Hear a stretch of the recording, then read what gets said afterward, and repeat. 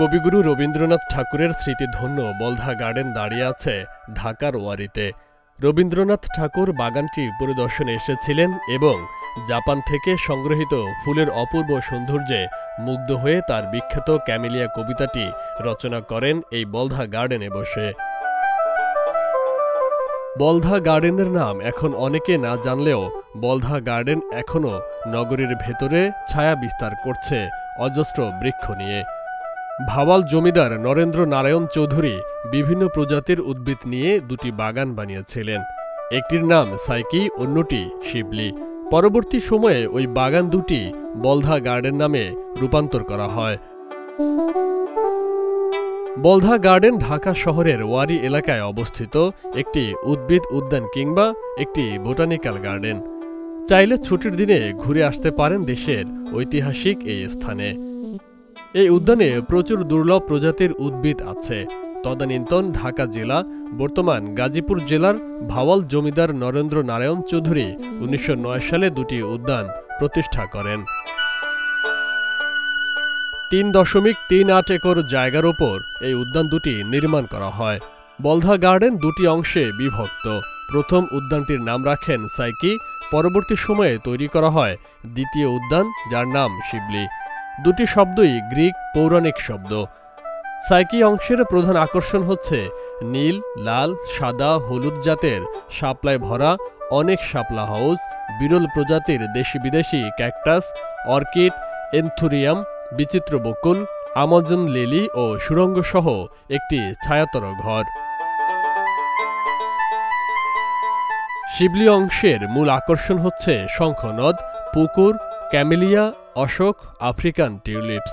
এই বাগানে মোট ৮০০ প্রজাতির প্রায় ১৮,০০০ উদ্ভিদ আছে। নরেন্দ্র নারায়ণ রায় চৌধুরীর মৃত্যুর পর কোনো এক সময়ে এ দুটি উদ্যানকে সম্মিলিতভাবে বলধা গার্ডেন নামে আখ্যায়িত করা হয়ে থাকে। নরেন্দ্র নারায়ণ এখানে একটি পারিবারিক জাদুঘরও প্রতিষ্ঠা করেছিলেন। এখানে আরও আছে সূর্যঘড়ি, জয় হাউস। বাগানের অন্যতম আকর্ষণ সেঞ্চুরি প্লান্ট। ফুল ফোটে শতবর্ষে একবার। এখানে আরও আছে বাওবাব গাছ। মধ্য আফ্রিকার আদিবাসীরা মিশরের ফারাওদের অনেক আগে থেকেই এই গাছের খোঁড়লে মৃতদেহ রেখে মমি বানাত। বিখ্যাত এই গার্ডেনের মালিক ছিলেন জমিদার নারায়ণচন্দ্র চৌধুরী।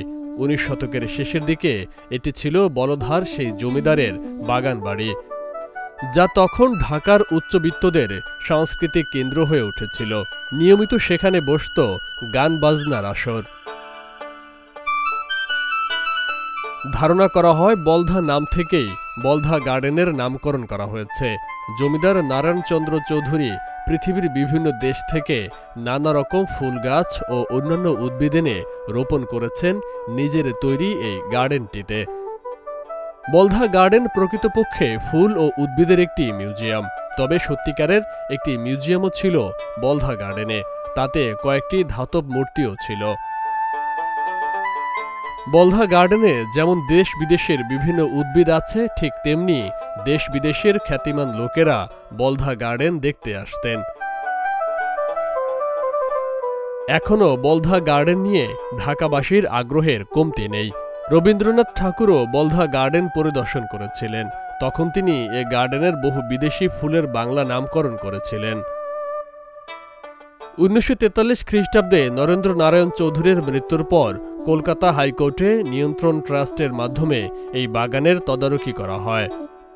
১৯৫১ খ্রিস্টাব্দে পাকিস্তান সরকারের আমলে কোর্ট অব ওয়ার্ডস বাগানের ব্যবস্থাপনায় নিয়োজিত ছিল।